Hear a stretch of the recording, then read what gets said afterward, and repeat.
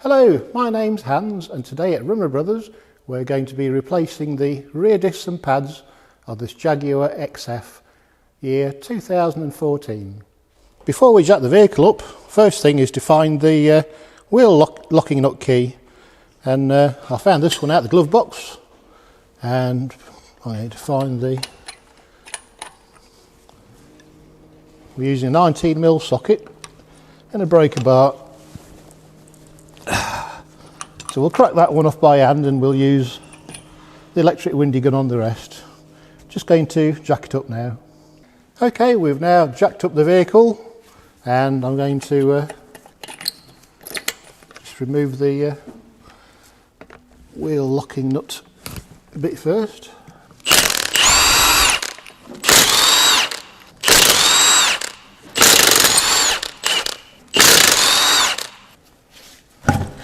Sometimes these get corroded onto the hub and you need to tap them with a hammer on the back, but this one has popped off quite nicely. On the inside, this is where it corrodes and holds onto the hub, so we'll clean that up and put some grease on before we refit it. Before we undo anything on this brake caliper, it's a mechanical cable operated handbrake, but it runs to a module to pull the handbrake on, so it's an electric handbrake with a cable and a mechanical operation in the caliper. I'm going to use a diagnostic system to put the handbrake into service mode so that there's no accidental closure of the handbrake while we're working on it. The electric handbrake on this vehicle is a module with old style brake cables that go to the calipers, and it's a mechanical caliper handbrake. So we're going to use a diagnostic tool to put this into service mode to make sure that it doesn't accidentally operate the handbrake while we've got it all to bits. You might be able to do it without this, but we're not taking any chances, and we're going to use this little tool to plug in and set it into service mode. Okay, we've plugged the interface in, turned the ignition on without starting the vehicle, and we can open up this program. We can do an automatic selection. Hopefully it'll find the vehicle that we're working on. Yep, it's found that, so that's good. We have a whole varied list of bits, and we found the parking brake control module. So we'll click on that.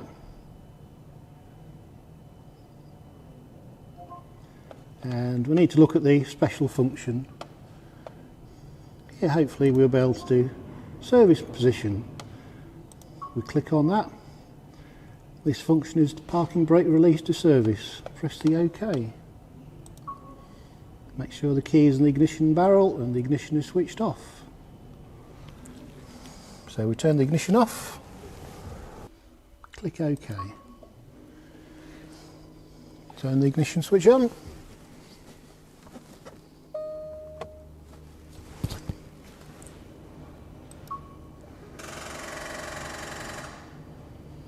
Function is complete. Now we're absolutely safe to work on the handbrake.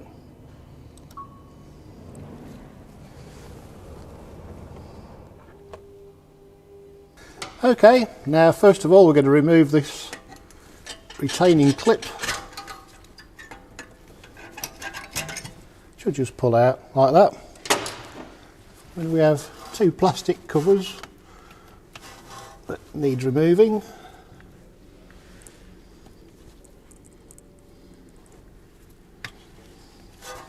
And I'm using a 7mm hex.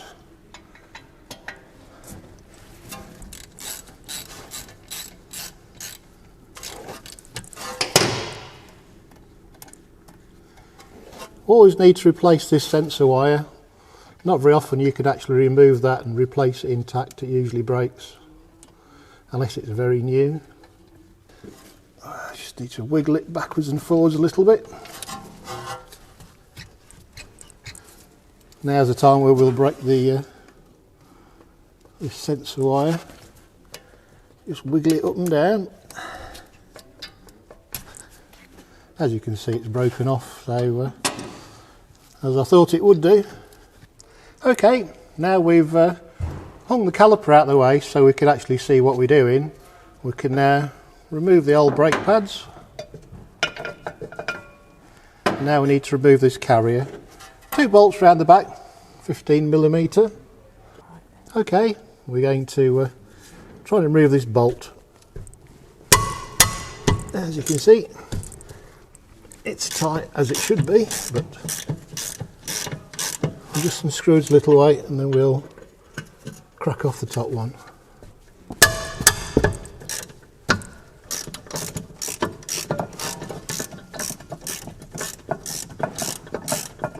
Just enough room to work on here without anything being in the way that I can see.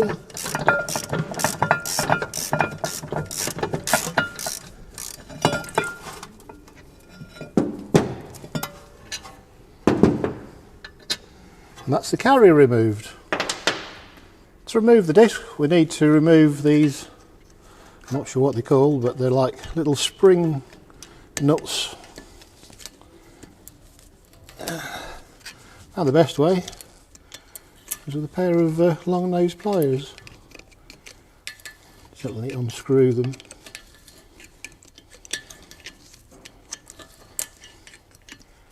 As you can see, might take me a while doing this. Okay, we've removed the clips off the wheel studs. We now need to tap it with a hammer, and seeing as we're putting new discs on, doesn't really matter if we damage them at all. So I think I might need a bigger hammer. Oh, there we go. So removing the disc, we need to clean all this up nicely before fitting a new disc on.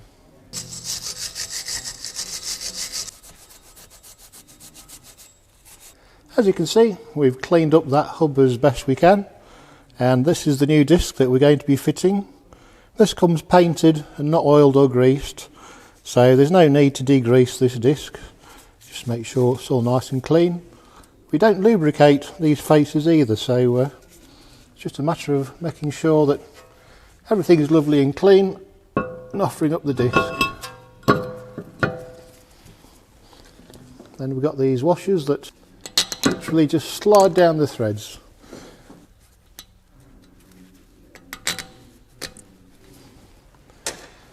Just need to push them all the way to the bottom. These just hold the disc in place and stop it falling off. Oh.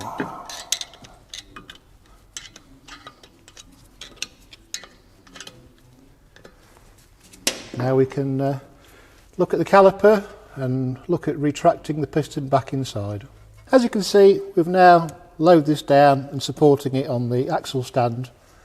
I found the correct piece that fits and locks into the caliper piston, and we attach that onto the tool. And now we can adjust it, locate the 2 pegs into the piston,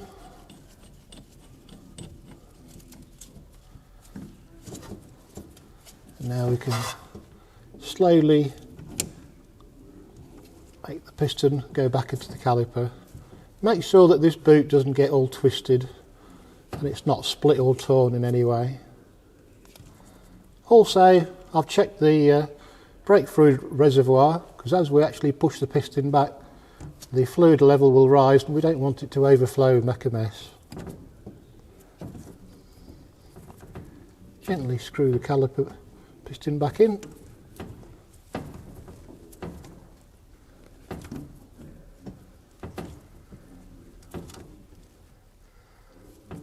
Now it's got to the stop. We can loosen off and remove the tool.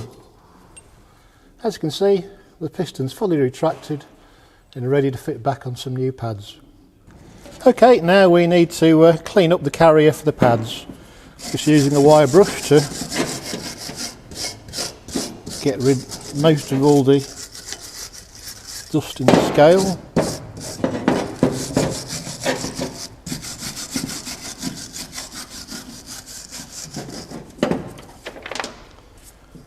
just using a scraper to get rid of this rust build-up.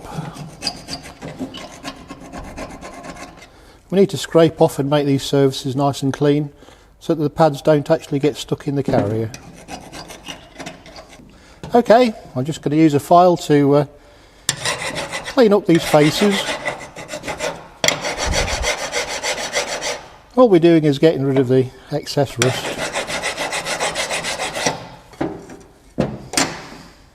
As you can see, we've cleaned up the faces where the pad sits. We're just going to do a little test fit.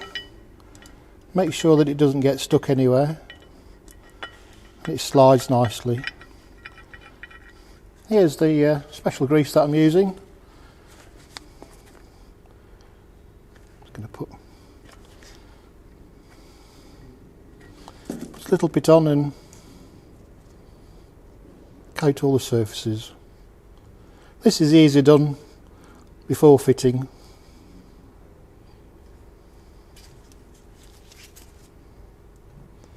We don't want any of this to get on the brake disc itself. This will help stop any corrosion in the future. Okay, we're going to refit the carrier.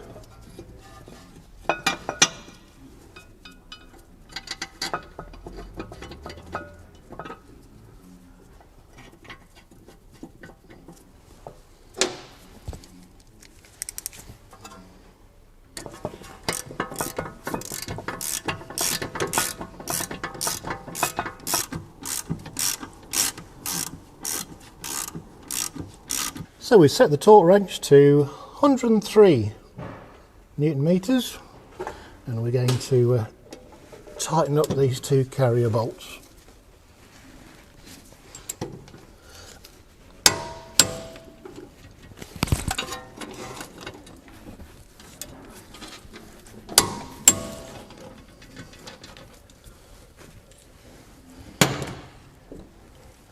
Now we can refit the pads. The bit with the spring goes on the inside and the bit with the flat goes on the outside.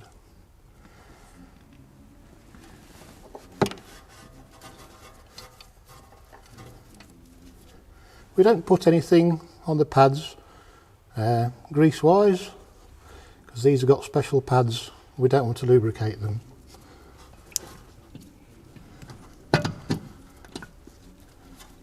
We're just going to tighten up these bolts.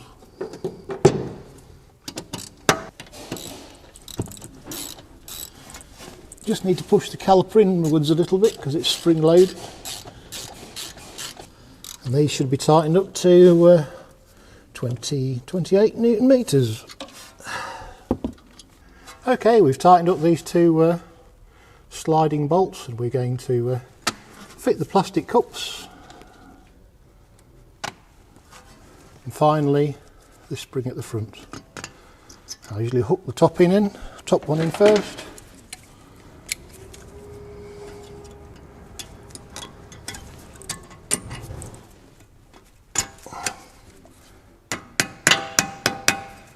Making sure it's fully flat in the holes. Now we need to do the brake pad sensor wire. To fit the sensor wire, we're going to fit that into the middle of that spring there. So just needs carefully lining up and pushing in. Okay, we've made sure this nicely secured into the pad there. Going to fit this rubber grommet onto the first clip, and then following up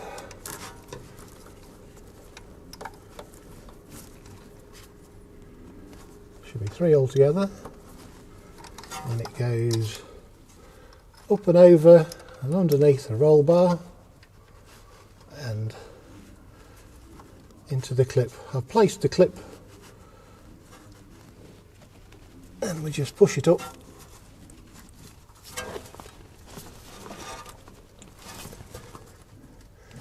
If we pull it back, we can see that it's secured nicely, not going anywhere. Lastly, just remove the old sensor wire. Before fitting the wheel, just going to clean all the corrosion that's on this hub.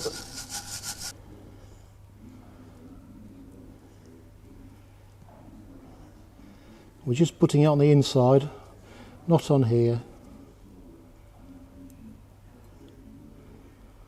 That should make life a lot easier when it comes to taking it off in a year or so.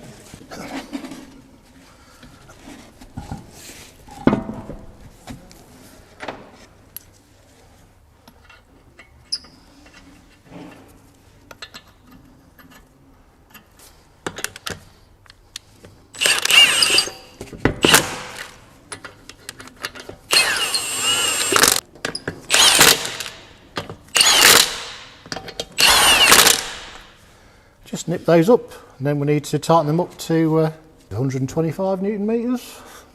Now we've got the wheel back on, we can press the brake pedal to force the piston out of the caliper and bring the brake pads up against the discs. Once we've got a nice firm brake pedal, we can then go around and then start working on the other side. Just a quick note, the other side doesn't have the wear sensor, so you haven't got that bit to do. But as soon as the other side's complete, we can then lower the vehicle, tighten up all the wheel nuts to 125 Newton meters, and we use the laptop and go into the service mode or try the handbrake and get it to operate. To reactivate the parking brake, we need to turn the ignition on, put your foot on the foot brake, and then lift up the handbrake. We should hear it click and whir. That's reactivated the handbrake. We can then turn off the ignition and everything's back to normal. Job completed.